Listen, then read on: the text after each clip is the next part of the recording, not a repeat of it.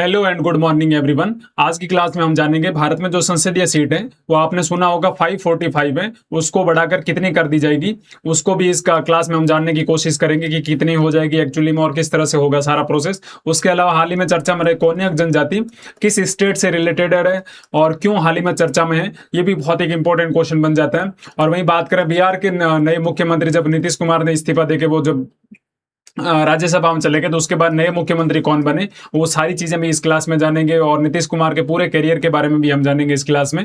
उसके अलावा बात करें विजडन 2025 है, वो विश्व की अग्रणी महिला क्रिकेटर और वो भी एक भारतीय है, क्या उसका नाम है उसको भी जानेंगे। और आपको लग रहा होगा स्मृति मंदाना या हरमनप्रीत कौर है, बिल्कुल भी नहीं है, कोई और है। कौन है वो, उसको भी हम इस क्लास में जानेंगे। और हाल ही में चर्चा में रहा पुथंडू जो न्यू ईयर्स है वो कौन से स्टेट का न्यू ईयर्स है। इन सारे जो इंटरेस्टिंग क्वेश्चन है इसका आंसर जानने के लिए आप क्लास के लास्ट तक बने रहेगा। उम्मीद करता हूं इन 5 या 6 क्वेश्चन है जो भी, और इनमें से एक क्वेश्चन आपको 100% आपके जो आने वाले जिस भी एग्जाम की तैयारी कर रहे हैं उसमें देखने को मिल जाएगा। ठीक है, उससे पहले हम एक चर्चा करेंगे जो प्रीवियस क्वेश्चन होता है जिसका आंसर आप लोगों से एक्सपेक्टेड रहता है कि मेरे भाई इसका आंसर दे पाते हैं कि नहीं दे पाते हैं। यदि आप इसका सही से आंसर दे पाते हैं तो मुझे लग जाएगा कि आपकी तैयारी बहुत एकदम टॉप नॉच चल रही है और आप आने वाले जो भी एग्जाम हो उसको 100% क्लियर कर जाएंगे। ठीक है, तो भारत की जो जनगणना है उसका 2027 जो ब्रांड एम्बेसडर है वो ब्रांड एम्बेसडर के रूप में किसे नियुक्त किया गया, अनु कुमारी, सुदर्शन पटनायक, विराट कोहली या सोनू सूद। जो भी अच्छा आंसर आपको लगता है उसको कमेंट बॉक्स में जरूर देना, जिससे पता चल जाएगा कि आपकी तैयारी किस लेवल की चल रही है। उसके अलावा आज के जो पहला क्वेश्चन है वो बात करेंगे नीतीश कुमार के इस्तीफे के बाद बिहार के नए मुख्यमंत्री कौन बनेंगे। तो इस आदमी को आप जानते होंगे, बहुत चर्चा में रहे थे, और इनका सही नाम क्या है, सम्राट चौधरी, और किस पार्टी से रिलेटेड है, बीजेपी से रिलेटेड है। ठीक है, अब सबसे पहले हम जानेंगे इस पूरी क्लास में नीतीश कुमार के बारे में, उनका कैरियर किस तरह से रहा। ठीक है, तो नीतीश कुमार की बात करो तो 1985 में वो क्या बनते हैं, एमएलए बनते हैं। क्या बनते हैं, 1985 में वो एमएलए बनते हैं। उसके बाद वो 1996 में लोकसभा से एमपी बनते हैं। क्या बनते हैं, लोकसभा से एमपी बनते हैं। और उसके बीच इनकी पहले नीतीश कुमार की जो पहले पार्टी थी उसका क्या नाम है, बहुत सारे लोगों को पता नहीं होगा, सबको पता होगा जेडीयू। नहीं, उनकी पहली जो पार्टी थी उसका नाम था समता पार्टी। क्या नाम था, समता पार्टी। ठीक है, तो 1996 में वो एमपी बनते हैं और साथ में वो यूनियन मिनिस्टर भी बनते हैं। वो अटल बिहारी वाजपेयी की जो गवर्नमेंट होती है यूनियन मिनिस्टर बनते हैं 1996 में। ठीक है, उसके अलावा बात करें फिर 2003 में जो उनकी समता पार्टी है वो किसमें विलन हो जाता है, जेडीयू में विलन हो जाता है। तो जनता दल यूनाइटेड है उसमें विलन हो जाता है और जेडीयू को जो भी, उसके बाद उनके प्रेसिडेंट भी कौन बन जाते हैं, नीतीश कुमार 2003 में प्रेसिडेंट बन जाते हैं। ठीक है, और उसके बाद आता है 2005 का जो इलेक्शन होता है, तो 2005 में नीतीश कुमार पहली बार सीएम बनते हैं और किसके सहयोग से, एनडीए या जो बीजेपी के गठबंधन से वो सहयोग बन से। ठीक है, 2005 से 2010 तक इनकी अच्छी गवर्नमेंट चलती है। ठीक है, और 2005 से 10 तक चलिए, 10 में फिर से ये नीतीश कुमार बन जाते हैं सीएम। ठीक है, और उसके बाद जैसे 13 के आसपास आते हैं तो 13 में जब नरेंद्र मोदी का नाम उछाला जाता है कि ये प्रधानमंत्री बन जाएंगे, तो फिर इन्होंने अपना गठबंधन तोड़ के वो महागठबंधन के साथ आगे, जो कांग्रेस और जो बाकी दल था उनके साथ आ गए थे। ठीक है, फिर बात आगे बढ़ती है और फिर 2013 के बीजेपी के ब्रोक हो जाता है और 2017 में फिर से वापस एनडीए के साथ आते हैं। कब आते हैं, 2017 के बाद फिर एनडीए के साथ आते हैं। फिर 2017 से 20 तक गवर्नमेंट चलती है और फिर 2020 में फिर से एनडीए प्लस जेडीयू के साथ होता है। फिर 2020 का चुनाव आता है, उसमें एनडीए और जेडीयू मिलकर दोनों जो गवर्नमेंट बनाते हैं उसको पता है। उसके बाद आपको पता है 2022 में फिर से गवर्नमेंट टूट जाती है और 2022 के फिर 2023 के आसपास लगभग दोबारी गवर्नमेंट मतलब बीजेपी और जेडीयू की बन जाती है। और उसके बाद नीतीश कुमार ने कहा अब मैं पाला बदलने वाला नहीं हूं। ठीक है, और कुल मिला के बात करें नीतीश कुमार लगभग 10 बार मुख्यमंत्री की शपथ ले चुके हैं, सीएम की। ठीक है, तो ये अच्छा क्वेश्चन है। और जो अभी बिहार के नए मुख्यमंत्री कौन बनेंगे, सम्राट चौधरी, तो ये अच्छा क्वेश्चन है, जरूर याद रखना। ठीक है, और 2005 से लगभग नीतीश कुमार का मुख्यमंत्री कार्यकाल शुरू होता था। और 2005 और बिहार के जो विधानसभा चुनाव की बात करो तो इसमें कितनी सीटें हैं, 243 सीट देखने को इसमें मिलती है। तो अच्छा क्वेश्चन है, जरूर याद रखना। सम्राट चौधरी का शपथ ग्रहण समारोह अभी हाल ही में बहुत जल्दी होने वाला है इनका, और ये बीजेपी का पहला मुख्यमंत्री मिला। इतने समय के बाद बीजेपी हमेशा कोएलिशन में रही थी और अभी बीजेपी का पहला मुख्यमंत्री मिलेगा, और जिसका क्या नाम है, सम्राट चौधरी। हाल ही में जो विजडन 2025 है उसमें leading cricketer in the world woman किसे चुना गया, तो लगा दो स्मृति मंदाना। नहीं, बिल्कुल भी ये गलत आंसर है। इसका सही आंसर है दीप्ति शर्मा।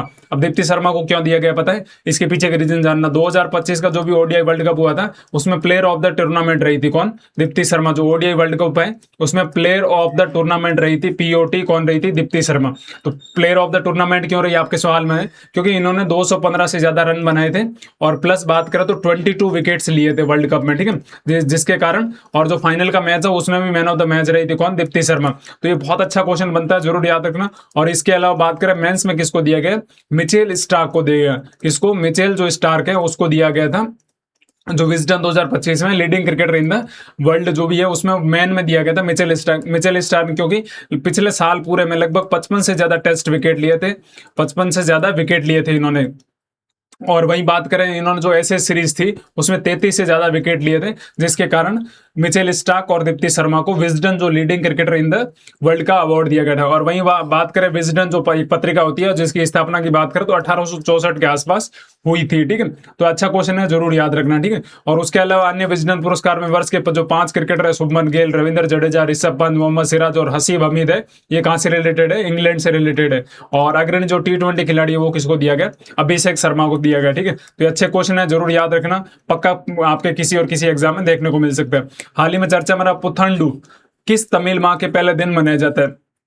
तो तमिल जो कैलेंडर होता है, जो सोलर कैलेंडर होता है, उसका पहला महीना कौन सा होता है, चित्थराई। क्या नाम है, चित्थराई। चित्थराई जो महीना होता है उसका जो पहला दिन होता है उसके दिन जो त्योहार मनाया जाता है उसको क्या बोला जाता है, पुथांडू। या मान के चलो एक तमिल जो न्यू ईयर भी माना जाता है इसको। तो एक बहुत अच्छा क्वेश्चन है। और इसका पुराना नाम की बात करें तो इसका पुराना नाम विरुसा वीरापू भी है। क्या नाम है, विरुसा वीरापू नाम से भी इसको जाना जाता है, किसको, पुथंडू को। तो अच्छा क्वेश्चन है, जरूर याद रखना। और इसको वरुसा पिरापू के नाम से भी जाना जाता है, पुथंडू को। और जो तमिल वर्ष है उसका पहला माह होता है उसको क्या नाम है, चित्थेराई। क्या नाम है, चित्थीराई, ठीक है। और अन्य बात करें तो वैसाखी और पोइला वैसाख किसका न्यू ईयर है, ये वेस्ट बंगाल का माना जाता है। विशु किसका है, केरला का। केरला का न्यू ईयर विशु माना जाता है। वहीं बुआग बिहू की बात करें तो किसका है, आसाम का। और इस बार जो पुथंडू है वो 14 अप्रैल को मनाया गया। और 14 अप्रैल को आपको पता है महाशय भीमराव अंबेडकर की जयंती भी 14 अप्रैल को ही मनाई गई थी, ठीक है। तो ये अच्छे इंपॉर्टेंट क्वेश्चन है, जरूर याद रखना, ठीक है। जो तमिल सोलर कैलेंडर है उसका पहला दिन कौन सा है, पुथंडू होता है। और उसके अलावा सबसे जो एक इंपॉर्टेंट इनका रिवाज होता है जिसे क्या बोला जाता है, कन्नी बोला जाता है। तो कन्नी का मतलब होता है जब सुबह उठकर यदि आप सबसे पहले यदि फूल को देखते हो, फल को देखते हो, या आप जो भी आपका शीशा होता है उसको देखते हो, तो आपको वो शीशा या सोने को देखते हो तो आपका वो दिन मतलब बहुत अच्छा माना जाता है, ठीक है। तो उसको तो रिवाज को क्या बोला जाता है, कन्नी बोला जाता है। तो अच्छा क्वेश्चन है, जरूर याद रखना। और आपके किसी और किसी एग्जाम में ये जरूर क्वेश्चन आएगा, ठीक है। और कोन्याक जनजाति की हाल ही में जो मुख्यतः है वो किस राज्य में पाई जाती है और क्यों अभी चर्चा में रही थी, कोन्याक ट्राइब। तो ये मोस्टली जो है ना नागालैंड के क्षेत्र में कोन्याक ट्राइब मानी जाती है। और अभी इन्होंने क्या किया, जो कैंसर से लड़ने के लिए अच्छी एंटीऑक्सीडेंट मतलब जो एंटी कैंसर होती है उसके लिए जो हर्ब्स होती है, मतलब जो औषधि है उनका उसकी खोज की है। किसके द्वारा, कौन से ट्राइब ने, जो कोन्याक ट्राइब है। और कहां से रिलेटेड है, ये नागालैंड ट्राइब से। तो इसलिए चर्चा में आ गई थी। और जो कैंसर रोधी गुण से रिलेटेड जो जड़ी बूटी है उसकी अभी हाल ही में खोज की गई थी, किसके द्वारा, जो कोन्याक जनजाति द्वारा। और ये नागालैंड का जो मोन डिस्ट्रिक्ट है उसमें सबसे ज्यादा देखने को मिलती है। वहीं बात करें राजधानी इसकी कोहिमा है। और नागालैंड की स्थापना 1 दिसंबर 1963 को हुई थी। तो अच्छे क्वेश्चन है, जरूर याद रखें, ठीक है। उसके अलावा और नागा जनजाति अंगामी है, आओ है, लोथा है, सेमा है, चकमा जैसी प्रमुख जनजाति भी आपको देखने को मिलती है, ठीक है। तो अच्छा क्वेश्चन है, कोन्याक जनजाति। हाल ही में जो भारत में संसदीय सीट है वो और संविधान संशोधन के अनुसार लोकसभा की नई सीटों की संख्या क्या होगी। तो लगभग आपको पता है अभी अपने इंडिया में कितनी सीट है, 545 सीट है। और इसको बढ़ा के कब कितनी की जाएगी, 850 की जाएगी। कितनी, 850 की जाएगी। वहीं बात करें यदि राज्यों की बात करें तो स्टेट के पास लगभग 815 रहेगी और यूटी के पास कितनी रहेगी, 35 रहेगी।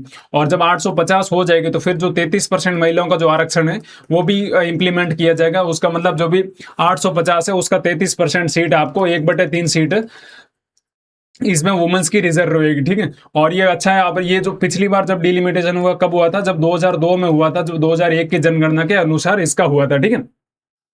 तो अच्छा क्वेश्चन बनता है, जरूर याद रखना। अभी जो संसदीय सीट है, और वही बात कर रही थी लोकसभा का आर्टिकल कौन सा, आपको 81 जो अनुच्छेद है वो 81 जो अनुच्छेद है वो किससे रिलेटेड है, आपका लोकसभा से रिलेटेड देखने को मिलता है, ठीक है।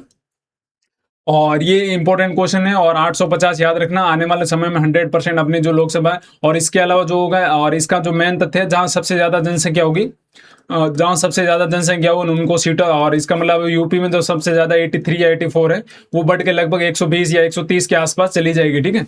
तो जो जहां ज्यादा जनसंख्या वहां डोमिनेंस बढ़ेगा। और इसका मतलब है जो नॉर्थ ईस्ट अभी हाल ही में जो चर्चा में इसलिए रह रहा है क्योंकि जो नॉर्थ इंडिया है उसमें पॉपुलेशन ज्यादा है, जिसकी वजह से सीटें भी ज्यादा आएगी और जो गवर्नमेंट होगी वो ऐसा डिसाइड किया जाएगा, ऐसा जो विपक्ष है वो बोल रहे हैं। तो हो सकता है इस पे बहुत सारी डिबेट चलेगी और ये इसका लागू होने का लगभग 2029 का जो आम चुनाव होगा उसमें ये शायद लागू हो सकती है। तो उम्मीद करता हूँ ये सारे क्वेश्चन आपको एक एक करके समझ में आए होंगे। ऐसी इंटरेस्टिंग क्लास के लिए हमारे साथ जुड़े रहिएगा। आप सभी का धन्यवाद, शुक्रिया।